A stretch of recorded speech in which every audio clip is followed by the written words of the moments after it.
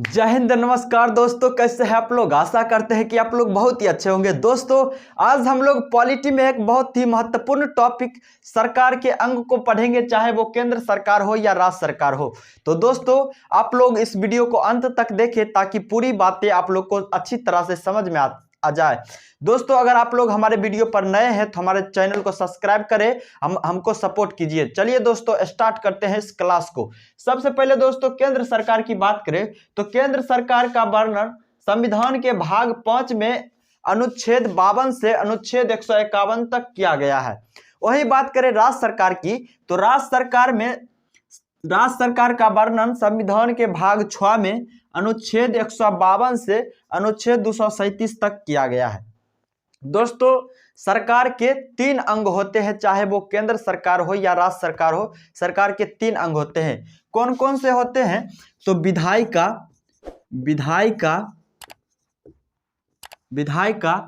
कार्यपालिका और न्यायपालिका।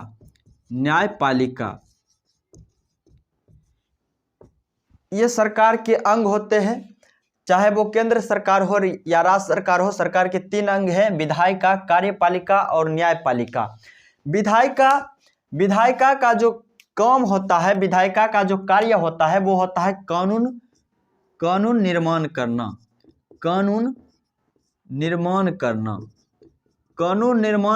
यानी कानून को तैयार करना। ये काम होता है विधायिका का। कार्यपालिका का काम होता है कानून लागू करना।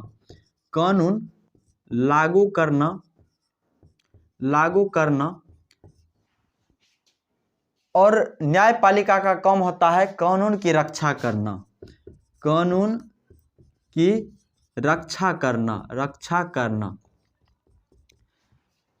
देखिए दोस्तों, जैसे कि कानून निर्माण हो गया, विधायिका के द्वारा कानून निर्माण हो गया, तो कोई होना चाहिए ना उस कानून को लागू करने के लिए।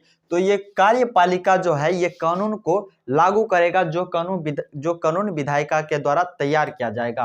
कार्यपालिका के द्वारा उस कानून को लागू किया जाएगा, और जब कानून लागू हो जाएगा तो कोई होना चाहिए कानून की रक्षा करने के लिए। तो न्यायपालिका के द्वारा कानून की रक्षा किया जाता है। दोस्तों, केंद्र की बात करते हैं। सबसे पहले केंद्र की बात करते हैं तो केंद्र में जो होता है, कानून बनाने वाली सबसे बड़ी संस्था जो होता है, वो होता है केंद्र में संसद। केंद्र में कानून बनाने वाली सबसे बड़ी संस्था संसद होते हैं। संसद के 3 अंग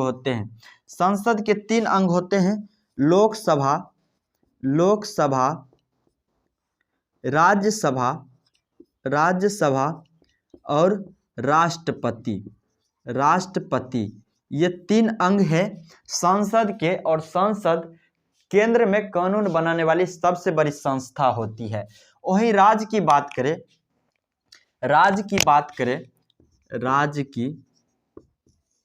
केंद्र और राज्य को हम एक साथ पढ़ रहे हैं। राज्य की बात करें तो राज्य में कानून बनाने वाली सबसे बड़ी संस्था विधानमंडल होता है। विधानमंडल राज्य में कानून बनाने वाली सबसे बड़ी संस्था होता है। जो शक्ति केंद्र में संसद के पास होता है, वही शक्ति राज्य में विधानमंडल के पास होता है। विधानमंडल के भी 3 अंग होते हैं।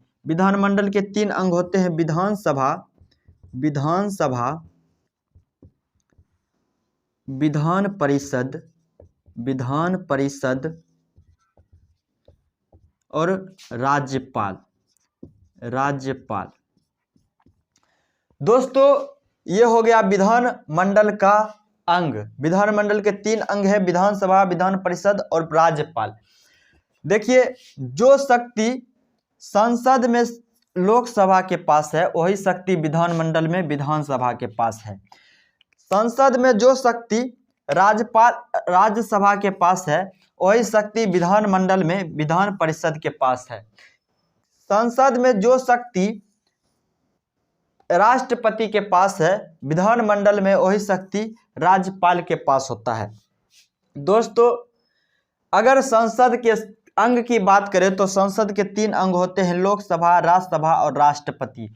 वहीं संसद के सदन की बात करें तो संसद के 2 सदन होते हैं। सदन की बात करें तो संसद के 2 सदन होते हैं, लोकसभा और राज्यसभा। राष्ट्रपति संसद के अंग है लेकिन सदन नहीं है, सदन 2 ही है, लोकसभा और राज्यसभा। विधानमंडल की बात करें तो विधानमंडल के भी 3 अंग होते हैं, विधानसभा, विधान परिषद और राज्यपाल।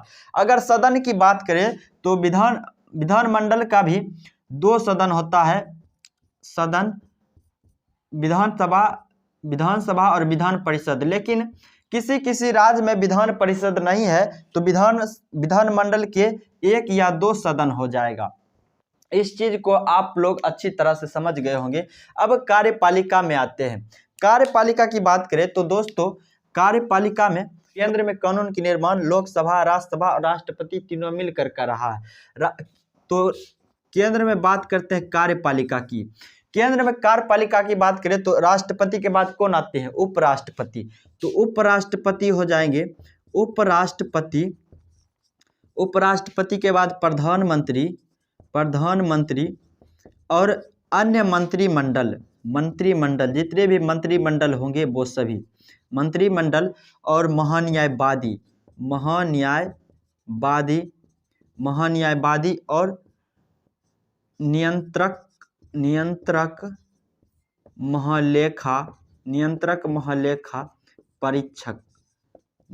महालेखा परीक्षक, ये सभी के द्वारा केंद्र में कानून लागू किया जाता है। दोस्तों केंद्र को हम लोग जान लिए, अब राज्य को जानते हैं। राज्य में कौन कानून को लागू करता है?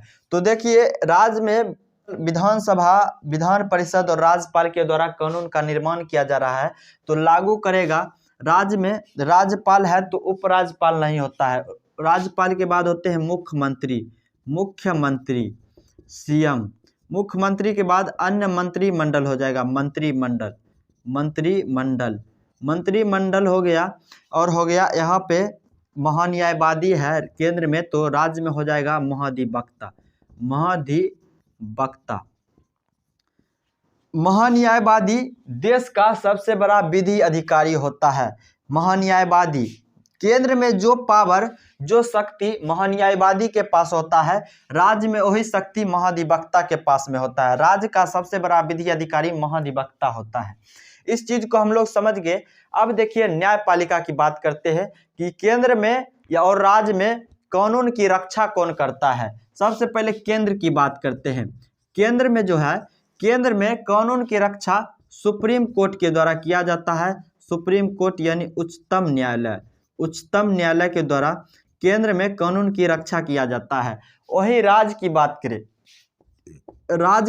करें तो राज्य में हाई कोर्ट और डिस्ट्रिक्ट कोर्ट के द्वारा कानून की रक्षा किया जाता है।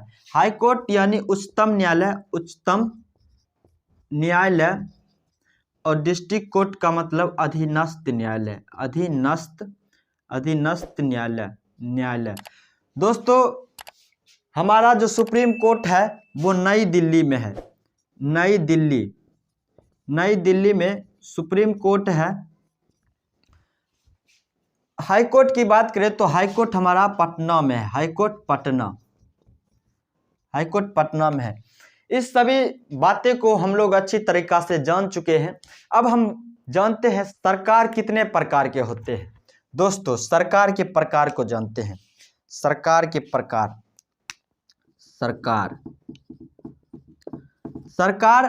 3 प्रकार के होते हैं। केंद्र सरकार, राज्य सरकार और एक होता है स्थानीय सरकार। केंद्र सरकार में जैसे हमारे प्रधानमंत्री होंगे वो केंद्र सरकार के अंतर्गत आते हैं। राज्य के मुख्यमंत्री हो गए, सभी राज्य के अलग अलग मुख्यमंत्री होते हैं, वो आ जाते हैं राज्य सरकार के अंतर्गत। स्थानीय सरकार की बात करें तो जैसे ग्राम पंचायत होता है, ग्राम पंचायत में मुखिया, सरपंच ये हो गए, और जिला परिषद, नगर निगम की बात करें तो मेजर, महापौर, इस तरह से जो भी होते हैं वो सभी स्थानीय सरकार के अंतर्गत आते हैं। तो सरकार 3 प्रकार के होते हैं, केंद्र सरकार, राज्य सरकार और स्थानीय सरकार। न्यायालय की बात करें तो न्यायालय भी 3 प्रकार के होते हैं। न्यायालय 3 प्रकार के होते हैं। न्यायालय के प्रकार, न्यायालय 3 प्रकार के होते हैं। सुप्रीम कोर्ट, हाई कोर्ट और डिस्ट्रिक्ट कोर्ट। सुप्रीम कोर्ट मतलब उच्चतम न्यायालय, हाई कोर्ट मतलब उच्च न्यायालय, डिस्ट्रिक्ट कोर्ट मतलब अधीनस्थ न्यायालय। ये होते हैं न्यायालय के प्रकार। 3 प्रकार के न्यायालय होते हैं। दोस्तों आशा करते हैं कि आप लोग ये सभी अच्छी तरीका से समझ गए होंगे। आप लोग को कैसा लगा ये कमेंट करके बताइए। अगर अच्छा लगा तो हमारे चैनल को सब्सक्राइब करके हमें सपोर्ट कीजिए। फिर मिलते हैं हम लोग एक नए वीडियो में। अगला वीडियो जो होगा हमारा वो संविधान के भाग 5 में अनुच्छेद 52 से होगा, यानी अगला जो वीडियो होगा वो राष्ट्रपति के बारे में होगा। तो आप लोग हमारे चैनल को सब्सक्राइब करके बेल आइकन को दबा दीजिए ताकि मेरा अगला वीडियो जो भी हम डालेंगे आप तक नोटिफिकेशन सबसे पहले पहुंचे।